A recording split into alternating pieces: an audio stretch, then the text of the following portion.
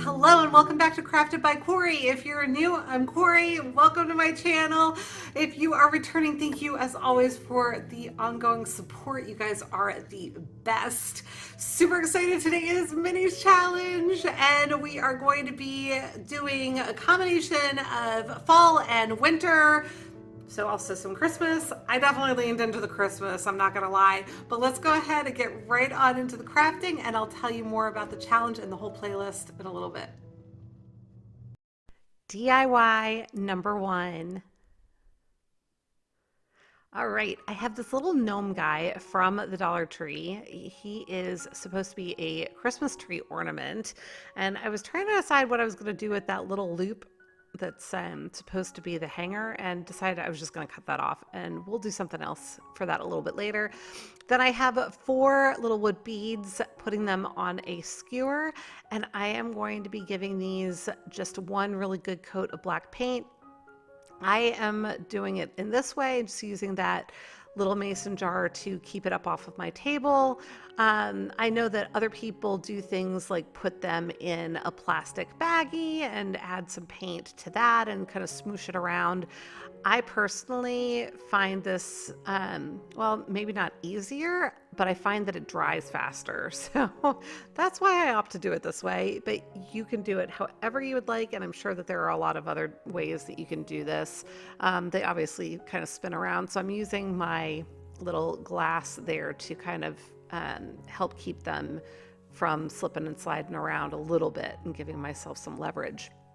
But all of these projects today are super cute, well, in my humble opinion, but they're super easy and they're quick. If you are trying to put together a tiered tray for the holidays, these projects are gonna have you getting there in no time. So I'm really excited to be sharing these. But I've got a pom-pom that I pulled out of my stash. Actually, you probably saw I had 2 different sizes. I opted for the larger one. I was just trying to get it, poofed up is the wrong term. I was looking for, it seemed lopsided. And as I was fluffing it, I realized it was lopsided because half of it was larger than the other half, and noticeably so. Like it almost looked like 2 halves had been put together and they weren't the same size. So I just kind of grabbed my scissors and trimmed it up a little bit just so that it was round and not like a mushroom. So it was just a little strange. But anyway, this had come out of a pack of pom-poms that I'd gotten from the Dollar Tree. So, you know, it was $1 in a pack of something like 50 of the little pom-poms. But just use a little bit of hot glue, and I have applied it to the top of my little gnome's hat. So his little hat is finished off there and super cute. All right, now I'm going to be taking those beads. Once I finish drying them, just going to use my heat gun, make sure that they are nice and dry. They were almost completely dry before I even started doing this, so that was really just for good measure. I'm going to take them off my skewer and I am going to be putting these together. These are going to serve as our gnome's feet. So I am going to grab my glue gun, my hot glue, and just add some to where the hole is in that one bead and secure it to where the hole is in my other bead. And yeah, I'm just trying to make sure that they're even. So I laid them down on their side to make sure that they were going to lay flat for me. I mean, they're round, so they're going to lay flat. But I don't know. I just had this thing where I was like, oh my goodness, it's a little crooked. I better lay it down. Yeah, they're round. So, but as you can see, I'm just going to be setting him down on top of these. And you can see even without being glued down yet, he kind of balances right on top of there. So it's going to work out just fine. And adding some glue in that little crevice between the beads, setting my little gnome guy down right on top of that area. I'm just going to hold him there until it cools enough. And there, it had cooled enough. So you could see he's standing up just fine on his own now. He's got his little feet. But then I was noticing, well, I've got the holes sticking out of the middle, the front. So I went to my stash and grabbed, this is a chenille stem. It's actually a remnant of a chenille stem, and cutting it in half. I think these segments are probably 2 to 3 inches long. I'm bending them in half and tucking the cut ends down into the little holes. And I'm kind of bending them up. I was thinking, oh, you know what? I'll give them like little elf toes, you know, like, I don't know. elf for Christmas and holiday and whatever. So I've got an elf gnome. I don't, that's what I was thinking anyway. So now I have a little candy cane that I've had in my stash. I had gotten these for Christmas in July, and so I've just been holding on to them and trying to figure out how I can have him hold the candy cane that doesn't look strange. So I'm just working with his one arm. This particular arm is slightly longer than the other one, so it worked out really well. So I finally decided I was going to kind of bend his arm a little bit. I'm going to glue it in place so that he's holding the candy cane out in front of him. And there you can kind of see how the one arm is slightly longer than the other. So it was perfect. It was meant to be. So I've gotten his little elbow glued to keep his arm where it needs to be. And now I'm just placing the candy cane where I want it and just making sure that it looks the way that it needs to, adding a little bit of hot glue in there. It did kind of smoosh out, so I just grabbed the candy wrapper and helped smoosh that away, and just gonna wait until that cools and make sure he can stand upright again. I think he's adorable, but let me know what you think.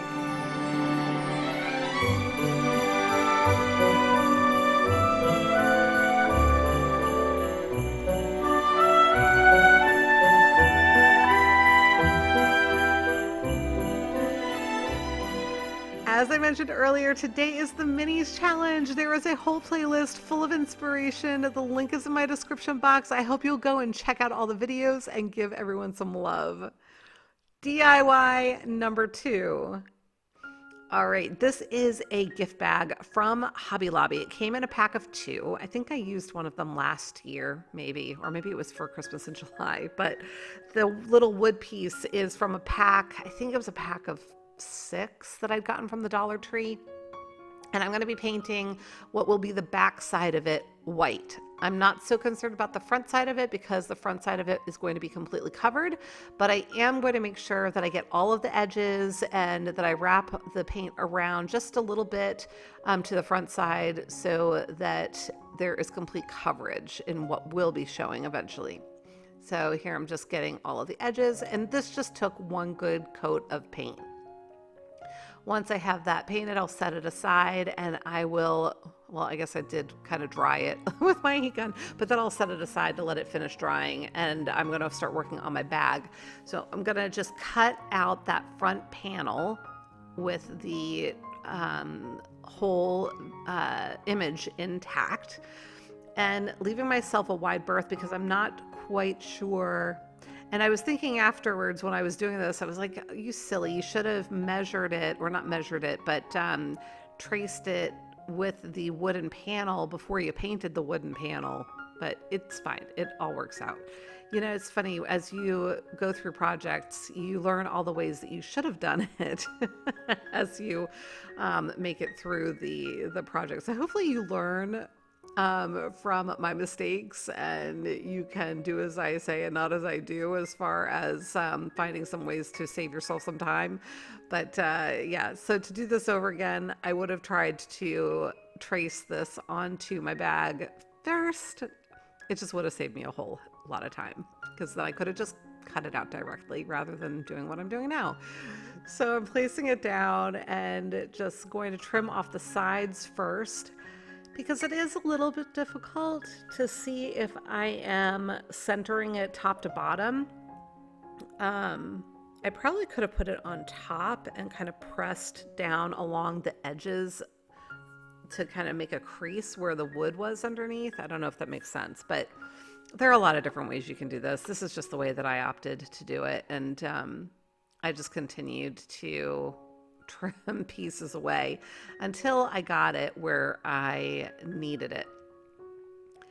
And I wasn't too concerned with my cuts being exact, because I knew that I wanted to leave a little bit of a little bit of it is going to be hanging over the edge of my wood, because I want to make sure I get it nice and sealed on there, and then I'll be using a sanding block and a little bit to trim away the edges. So I really just want to make sure that I wasn't going to have a ton of overage, because I figured it would make it harder for me to ensure that the image was centered.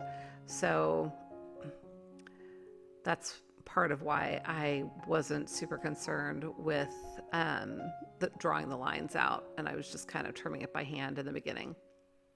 So now that I've gotten it to where I want it, I am ready to secure it.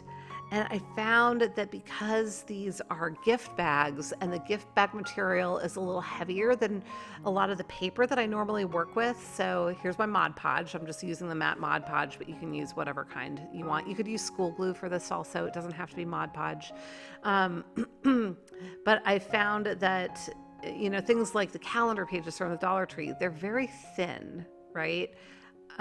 So they always tend, when I use Mod Podge, to wrinkle up on me and expand and bubble and crease.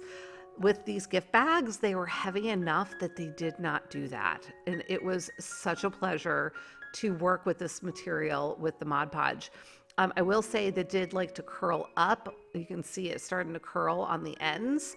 So my solve for that, you can see it curling right up. Flipped it over upside down, made sure that it was still centered and everything, that I didn't slide it some weird way.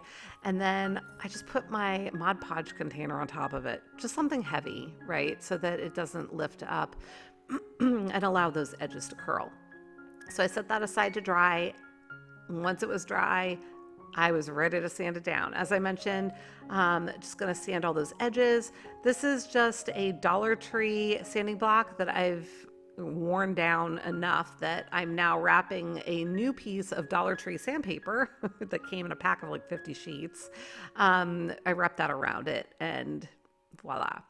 Once I had that all done, I pulled out my glitter. I love this Artesia glitter. It's very fine.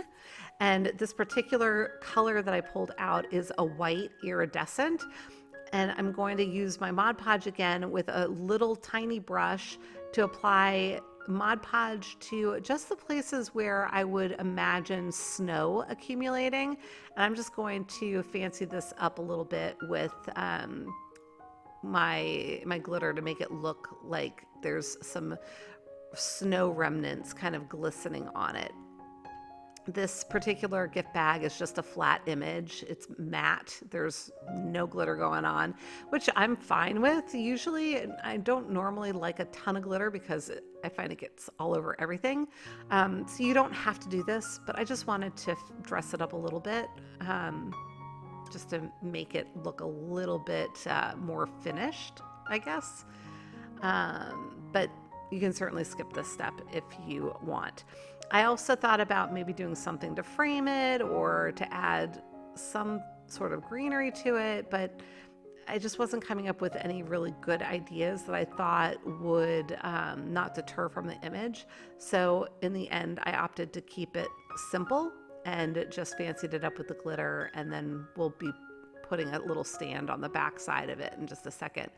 So I am just dusting off the excess glitter now. It is still wet, so I'm being mindful to stay away from the Mod Podged areas and just brushing away some of that extra glitter onto my parchment paper. So you saw that I put a ton of glitter on here. I used almost the entire container in the process, and now I've got it all on my parchment paper, and I'm going to pour it right back into the container so that I can use it again later. So that's it for that part of it. And now I'm going to be fastening on some little jingle bells for my stand. Now, I normally use wood, little wood beads for this, similar to what I used for the gnome's feet in the last project. And it usually works really well. And I thought, oh, jingle bells would be really cute. Well, I didn't place them quite properly, and they are super light. And they just, they weren't quite doing it.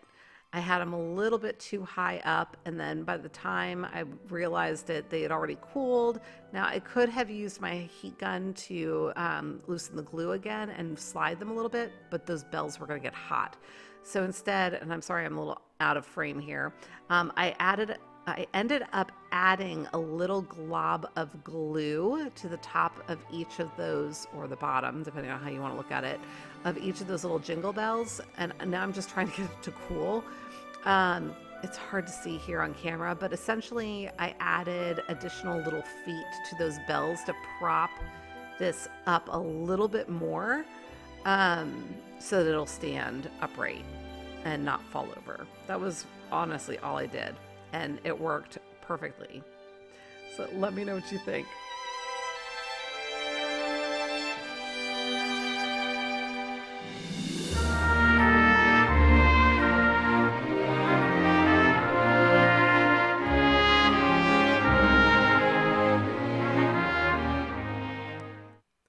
DIY number 3. All right, this is another quick, easy project. I picked these up at the Hobby Lobby at the end of last season. I believe they were at least 60% off, but I want to say that they were 70% off. They were originally $2.99 a piece, so I got them for less than $2 each. I think they were close to $1, to be honest, but I have a couple of different markers here. At first, I'd pulled out my Arteza acrylic paint marker, which is over on the left side now. And then I realized I also had this glass marker, and I thought, oh, this one might work out better. And it's got the fine tip on it, which I wanted. But as I was drawing my letters here, I was realizing that it was very translucent. And I wasn't super happy with the way that it was looking on here. Now, you can kind of see it, but I don't know, it's just really kind of pale and not super dark. So I know I just basically said the same thing in 2 different ways. But so I decided, you know what, let me try my Arteza marker. I'm pulling out that tip. If you are not familiar with Arteza paint markers, they actually have various tips that you can flip around and pull out. So I've got the fine point here now, and immediately when I started using it, I said, yep, this is what I was looking for. So I am going to opt to use this for all 3 of these. Look at the difference there. Such a difference.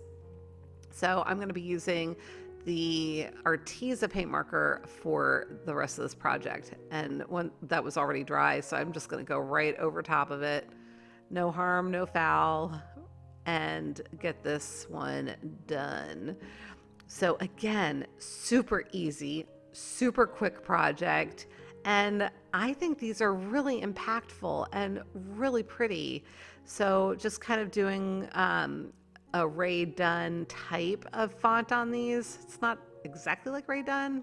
Mine aren't probably as cute, but I like the way that this turned out so much, and I hope that you're enjoying it as well. But just a reminder to give me a big thumbs up if you're enjoying the project. I appreciate your support. And if you haven't already subscribed to my channel, I would invite you to do so and come back and visit with me again in the future. I've got a lot of Christmas crafts yet to come. And make sure you remember to flip your point on the Arteza marker back over. I have smooshed more than one of those points, forgetting to flip it back around because it does stick out further than the blunt tip. But I think these turned out super pretty. Now I am going to take off the tags, and I also had pulled out this Kirkland ribbon. If you've ever heard me talk about my Kirkland ribbon, I absolutely love it. 50 yards of wired ribbon from Costco for like $7.99. You cannot beat it, and the quality of the ribbon is awesome. But I had this white and red striped ribbon that I thought would be really cute with it.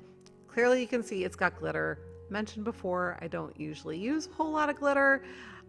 This ribbon is absolutely gorgeous, but I was starting to see it get all over my white Christmas balls. And yeah, I started to think, well, maybe I could cut a longer length of it because it wasn't quite long enough. And then I was like, you know what? No, I'm not liking having the glitter all over it. I'm just going to make a mess. I did think about just getting a plain red ribbon that's a little thicker than the ribbons that are on there, just so I can make a pretty bow and have it be super cute on my tray.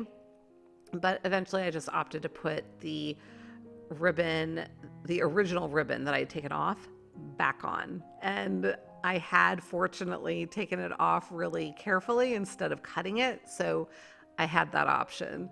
And then I'll just go ahead and take off those other tags, and these will be all good to go on my tray. But I'm going to show you again them all here lined up, and let me know what you think of these because I am super happy with them. I do have more of these balls in my stash, so I will potentially come up with a different idea for them, but I would be happy just making them all like this. And these are ceramic and nice and heavy. Yeah, they're solid. But let me know what you think.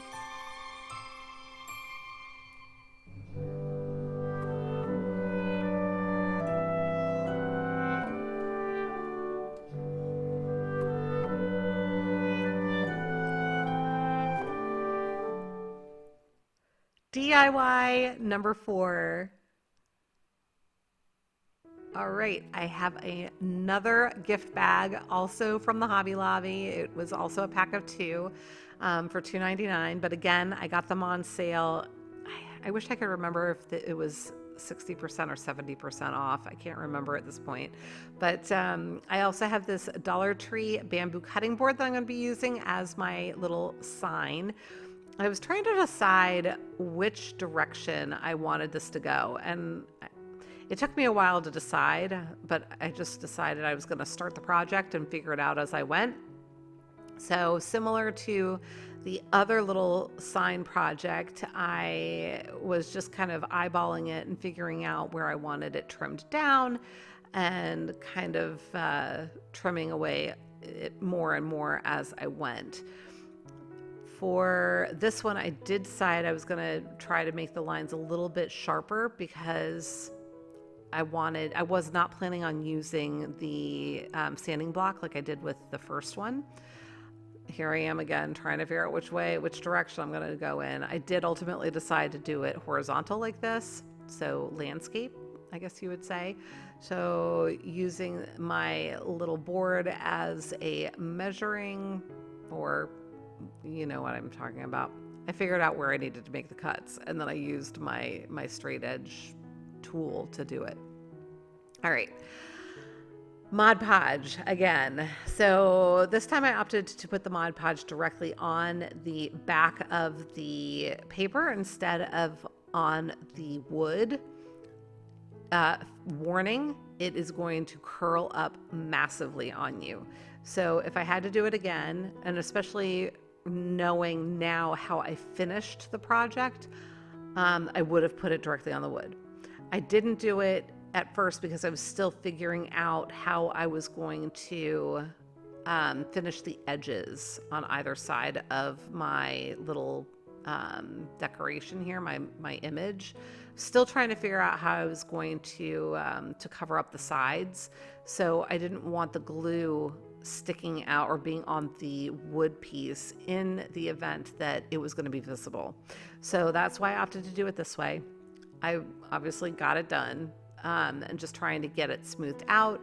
And the edges, again, because they were curling, I'm going to flip it upside down, and I put my Mod Podge container right on top of it again. So just need something heavy to weigh it down until it dries. Once it was dry, I grabbed out again another one of my Kirkland ribbons, and I did opt to cover up the rest of the wood there.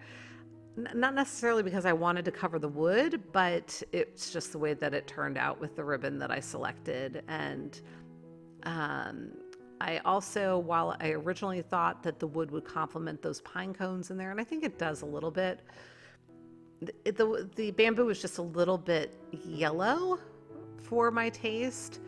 I probably could have used some antique wax on it to just darken it up a little bit. So that's an option also if you like the look of the wood and want that more exposed. And you could use a thinner ribbon on either side of the image to just finish off the edges. That's also a possibility. But I really liked this ribbon with the colors that were in the image. So I opted to go this route. Lots of different things that you can do with this, and I hope that you'll always take my projects as inspiration and not necessarily that you have to do it the way that I do it. Use the colors that make you happy. Use the style bows that make you happy. Use the finishing touches that make your heart happy, because that's what crafting is about, right? We do it because we love it and it makes us happy. And my dog is dreaming over next to me here. So I apologize if you can hear her making noises because she's clearly in her dream barking at something and making little woofing sounds. So sorry about the background noise, guys. But I have gone into my stash and I'm pulling out some green jingle bells this time, and I'm going to glue down 3 of these on either side of the project just to finish it off and give it a little bit more interest, so to speak. I had considered doing some greenery on this one as well, but ultimately I'm really enjoying the jingle bells, and I've got kind of a theme going on now because I used them in a couple of the other projects, either for, I guess it was for stands on both of those. So I don't know. It was just something else to oh, you know what? This is the other one that I used more jingle bells on. Never mind, you guys. I'm trying to remember what I did. So I used them on the other stand, and then did I use jingle bells on anything else? I think it was just this one. Yeah, it was just this one. So here, but I am going to use, this is what I was thinking of. I'm going to use these for a stand as well. And because they were a little larger and I positioned them properly, these actually did work just fine for my stand. So I'm getting them lined up the way that I need them. I've got the little ridge on the jingle bell is going to be pointing down towards the table. And yeah, it's going to work just fine. So putting a nice generous glob of hot glue on either side there, setting the jingle bells down, propping this up in the way that it needs to go so that I make sure that it's leaning back on the jingle bells a little bit. Sorry about my head right in the middle of the screen there. I was trying to make sure that they were positioned where I needed them. I'm just going to hold them. There's my head again. Sorry. There's my head again. I don't know why that made me think of a song. I don't know. But yeah. Now that they're nice and cool, just making sure that they're well positioned. And this one is done too. Let me know what you think.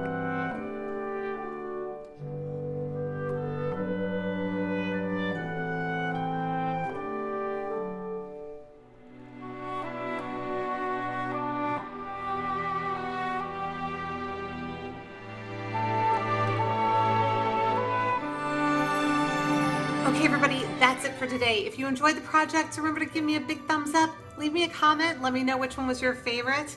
And remember, please go check out the playlist. The link is in my description box. We have some fantastic crafters that participated with lots of inspiration. And until the next time, be well, be kind, and make it a great day. Thanks so much for watching. Take good care. Bye.